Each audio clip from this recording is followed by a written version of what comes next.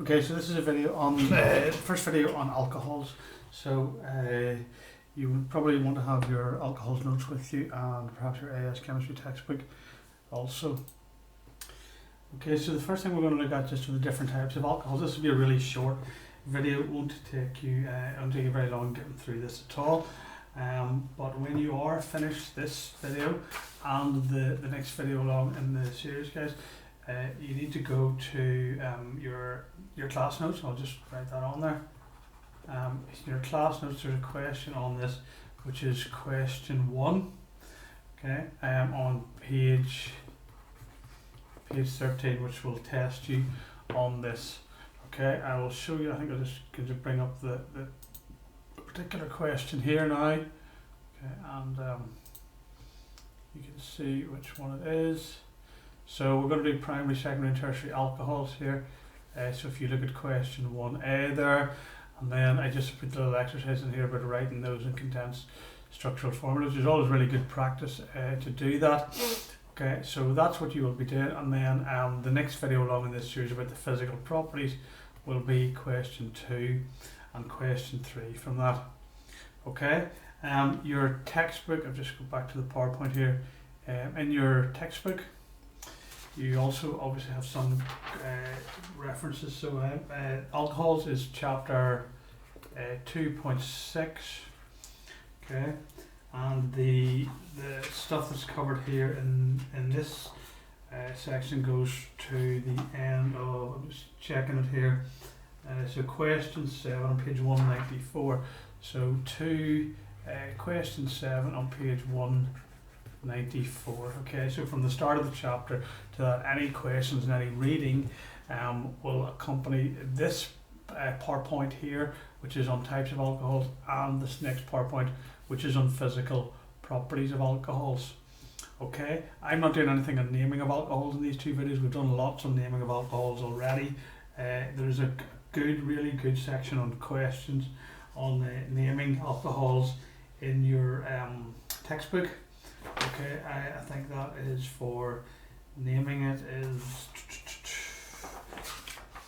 find it here, I have it a minute ago. Okay,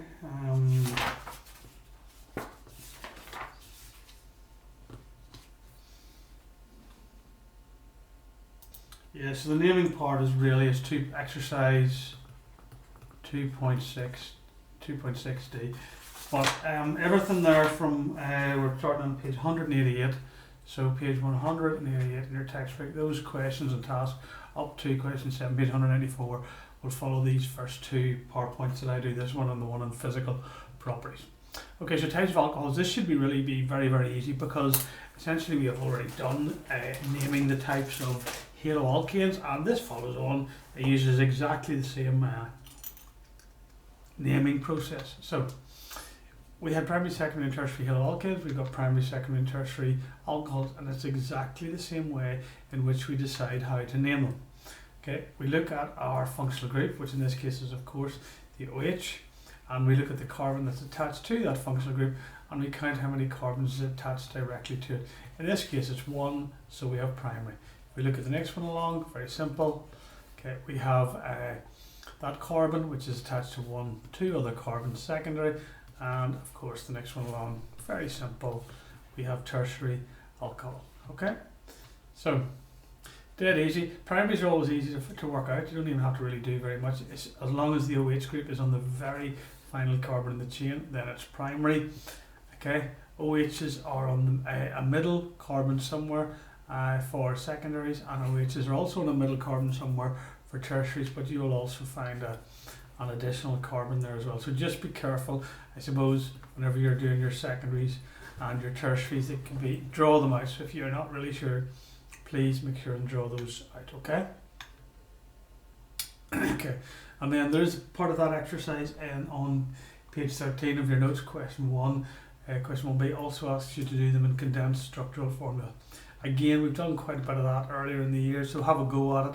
If it's too difficult, well then you can ask me and we'll go over it. Okay, but there's a few examples of a primary, secondary, and tertiary.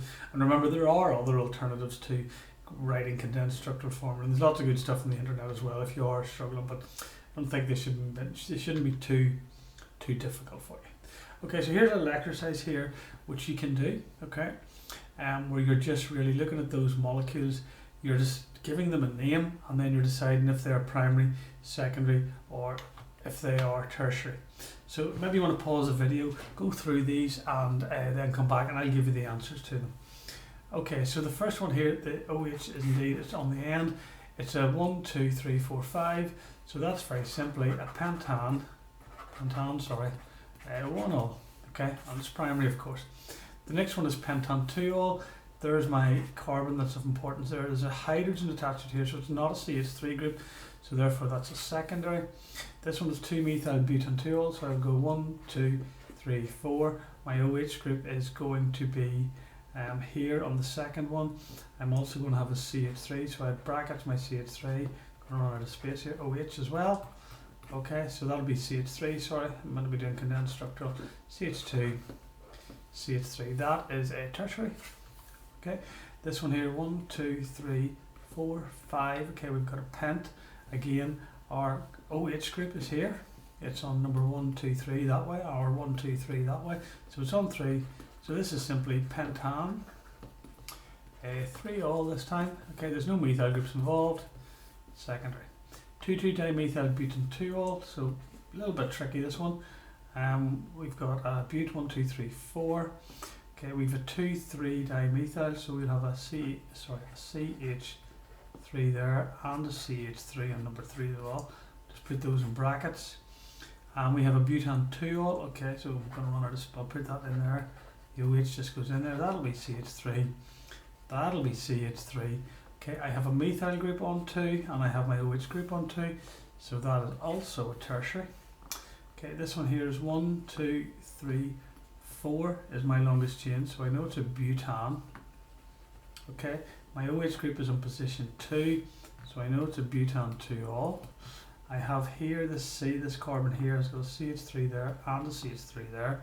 Okay, so that is 3, 3 dimethyl. Butan 2-ol. Now this is where people can get a bit confused because they see all these methyl groups and immediately think tertiary, but in actual fact the OH group is on a carbon which is attached to only 2 other carbons, so that is indeed a secondary. Let's have a look at this one. 3-methyl-butan-2-ol. 1, 2, 3, 4. Again, if in doubt, just draw out OH group there, methyl group on the third one, so we have an OH group is secondary. Okay, so I would draw that or write a condensed structural formula. CH3, CHOH, CH brackets, CH3. Okay, I think I left out, yeah, I did left an H up there actually. I just need to go back and put that in. Brackets, CH3, and then I have a CH3 at the end.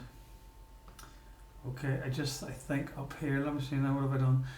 2, 3, so there's a C, yeah, I've left out an H, there should be an H actually on that one as well, which I have inadvertently left out, so here, just be careful of that, yeah, if you do them quickly you can make mistakes obviously. Okay, that is, I've already done off the secondary. Right, this one then 1, 2, 3 with a methyl group on it there. Okay, 4 in the chain, so we have a but. The OH group is on 1, so immediately, like I said, it's primary. Okay, so it's what did I say there? Butan, butan 1-ol, and I have, this is number 1 here. So that's number 2. So for 2-methyl, 2-methyl butan 1-ol. Now let me just check. I haven't left any hydrogens out anywhere on the ones up above here. 2-methyl-butan-2-ol, that looks a bit strange. 2-methyl, that's fine there. CH2. 1, 2, 3, 4. What's that? I'm not sure why I've put that in there. Okay, it shouldn't be there. Okay, I think that's everything then. Okay, so that's very similar to the page 13 of your notes, question 1. Which would be a good one for you to go and do now. Okay, so we're going to move on then to the physical properties of alcohol. And physical properties, generally we're talking about melting points and boiling points. Now in your textbook, it's the same reference in your textbook that I've already given you. To accompany this, you need to continue with those questions up to page, so you're starting on page 186 and you're going to page 194. Question 7 at the top of page 194 covers all of this stuff in physical properties. In terms of your class notes, the question that you would need to do in your class notes here would be page 13. Question 2 deals with solubility and boiling points and boiling points, I think, really. Okay, so those are your references that we need to be doing, and of course checking the answers to those. Right, physical properties of alcohols of course depend on intermolecular forces. Okay, you will know that by now. We've done our alkanes, we've done our alkene, we've done our haloalkanes. It's always been the same case. So you would hopefully know that alcohol molecules attract each other via hydrogen bonding. Okay, they have this COH group, okay, which allows for hydrogen bonding. They do, of course, also have, and don't forget this, they have van der Waals forces. Everything has van der Waals forces, so remember that. Okay, but predominantly the strongest intermolecular force in here is hydrogen bonding, and you should also know, I'm sure you do, that hydrogen bonding is the strongest of all intermolecular forces that we study at in AS chemistry.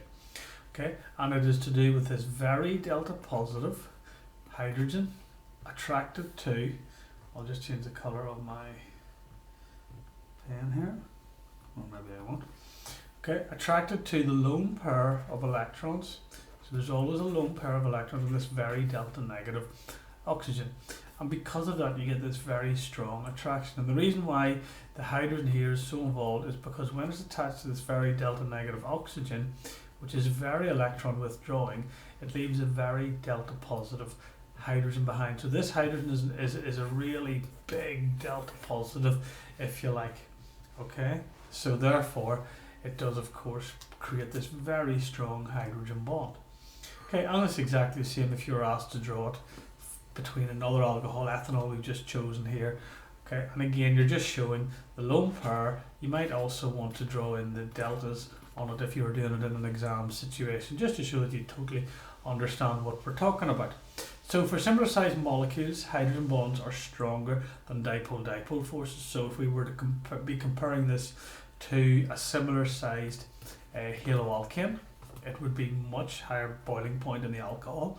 If we were comparing it to a similar sized alkane, or indeed an alkane, now I'm talking about similar size, I mean same number of electrons, or a very similar number of electrons, so the van der Waals forces are the same. Okay, the alcohol compared to the haloalkane will have a higher boiling point because the alcohol has hydrogen bonds which outweigh dipole-dipole. If it was compared to a similar size alkane, it'll have by far a higher boiling point because it has hydrogen bonds compared to van der Waals, which are the weakest intermolecular forces. But we'll look at those in a little minute. Right, let's look at the explanation for boiling points and sort of the trends in boiling points here. So as we know, alcohols have much higher boiling points than similar sized hydrocarbons, because similar sized hydrocarbons have got only van der Waals as their intermolecular force, and similar sized haloalkanes, which as we know only have dipole and van der Waals as their intermolecular forces. So these very strong hydrogen bonds outweigh these. If we look at the graph that we have here, okay, we have a number of carbons. So this is an alkane, the reds are the alkanes, and the blues are the alcohols. And you can see there's a massive difference here with an alkane and an alcohol with the same number of carbons. You're actually looking at a difference there of roughly, I don't know, maybe 220 kelvins, okay, which is the same as, for those you don't know, 220 degrees Celsius. So by going from there to there and just adding in the OH group and putting hydrogen bonding into the equation, there's a huge difference in terms of the boiling point. Now as these things get longer, that difference becomes a little bit less as the molecules get larger, but nonetheless it's still really very, very significant. Okay. Now what I would say to you in an exam question, if you're asked to compare the difference in boiling point between an alkane and an alcohol, lots of people just answered in terms of the fact that the alcohol does indeed contain OH groups and therefore does indeed contain hydrogen bonding, and they neglect to say that the alkane itself actually only contains van der Waals forces. Okay, you must make reference, if they're asking you to compare and contrast an alcohol to an alkane in terms of the boiling point, well, you have to make reference to the alkane as well as the alcohol. Okay, so alcohols are less volatile than hydrocarbons. That just means they don't turn into gases as readily, okay, at room temperature. Okay, let's look at miscibility then with water of alcohols. So molecules of similar size are miscible with similar intermolecular forces. So alcohols and water both have hydrogen bonding in their molecules. You know by now, you've done this in Unit 1, that water, water is held together, of course, by hydrogen bonding. Again, the lone pair on the oxygen and the very delta positive hydrogen there. Okay, so you get hydrogen bonding. Now, alcohols also have hydrogen bonding, so they have the ability to form hydrogen bonds with the water molecules. And if they can form hydrogen bonds with the water molecules, that means that they can actually get in between and within the water molecules and mix with them, and therefore they are miscible. Hydrocarbons, okay, and haloalkanes cannot form hydrogen bonds with water molecules and therefore don't dissolve in water. Okay, and if you remember when we did our haloalkanes experiments, we actually used ethanol as a solvent. Okay, and the reason why we used ethanol was because it had a non-polar section which allowed that haloalkane to dissolve in it. Okay, so water couldn't be used as a solvent there, but for alcohols it can to a certain extent. We'll look at where it doesn't quite work in a few minutes. And if we look at the note down at the bottom, you can see as alcohol molecules get larger, miscibility decreases. And in actual fact, once we go above about 5 carbons in an alcohol, if I put that alcohol into water, I would actually get 2 layers. So solubility doesn't last very long. Okay, if I had a 5 carbon alcohol, pentanol of course, that would not dissolve in water. How could I get it to dissolve in water though? Well, I could have put more OH groups on it. So if I put on more OH groups, then it gives me more hydrogen bonding sites. So for example, what I have on the board there now is pentantriol. Okay, and pentantriol would dissolve in water. I should make the note actually when you're naming these things, remember when there's more than one OH group on it, it goes from pentanol to, and this is important because you will cost your mark, to pentane diol or pentane triol or whatever. Obviously you'd put your numbers in there as well. That might be a 1. Okay, the diol might be a 1, 2 hyphens. It doesn't matter about the numbers. My key thing is once you started going into diols and triols, you have to put the E at the end of the prefix for the length of the carbon chain, whether it be pent or prop or whatever. Okay. Right, and this is just a little diagram to show this is ethanol, and that's the OH group on ethanol. There's the H, that's the O, this is water here. Okay, so this is H delta positive, this is the O delta negative, and another H delta positive. And you can just see there's the attraction between the area of delta positive and delta negative, and that's why these things can dissolve in water. The reason why they don't dissolve in water is because this part of the molecule is non-polar hydrocarbon chain, and that non-polar hydrocarbon chain doesn't interact with water. If I have water, you know it's polar, okay? They will actually repel each other away. There's no interaction with them that is strong enough for them to actually start to break hydrogen bonds between existing water molecules, and that leads to a lack of solubility. There's no attraction, or not a strong enough attraction, I suppose I should say, for solubility to occur. A good word is this part of the molecule here is called hydrophilic, water liking. Okay, this non-polar hydrocarbon chain here, and you probably have heard this word I'm sure before, is called hydrophobic. Okay, if you're phobic about anything, you don't like it. Yeah, hygrophobia, you don't like tight spaces. Alright? Right, so there's some questions there, but it's the questions that I would like you to do are on page 13. Okay, so page 13, question 2, that deals with physical properties, it deals with solubility, and it deals with boiling points of these things, so the physical properties. And also you've got your exercises in your textbook. Okay, and the good thing with the textbook is you have the answers to those as well. If you don't have the answer, I think I will firefly you across the answers to them. They're not actually in the textbooks themselves, but I can get them to you. Okay, so hopefully that helps, guys, with the first two parts. The next part of this topic then goes into combustion, and I'm not really going to do anything about combustion. The combustion part is on page you probably want to make a note of this. The combustion of alcohols is on page 194. Okay, on the top of page 195. It's very, very simple stuff, and in class really I wouldn't touch on it. It's a bit of it in your notes, you can read it, but probably better just to look at it in your textbook and do a couple of little questions in the textbook. Okay, and then after that you get into reactions, and I have 2 more videos on the reactions of alcohols and on the oxidation of alcohols. There is a bit in your textbook on preparation of alcohols. Okay, page 195. Alright, you have done that already. Okay, so I'll just write it on here. Preparation of alcohols. That is on page 195. I'm not doing that because I've already done it in Halo Alkanes. It's exactly the same thing. In fact, it's done in much more detail when we did Halo Alkanes, because alcohols are made from Halo Alkanes. Okay, so you can have a read of that stuff on preparation. Probably good to just touch base on it. And the little exercise there on that is 2.6.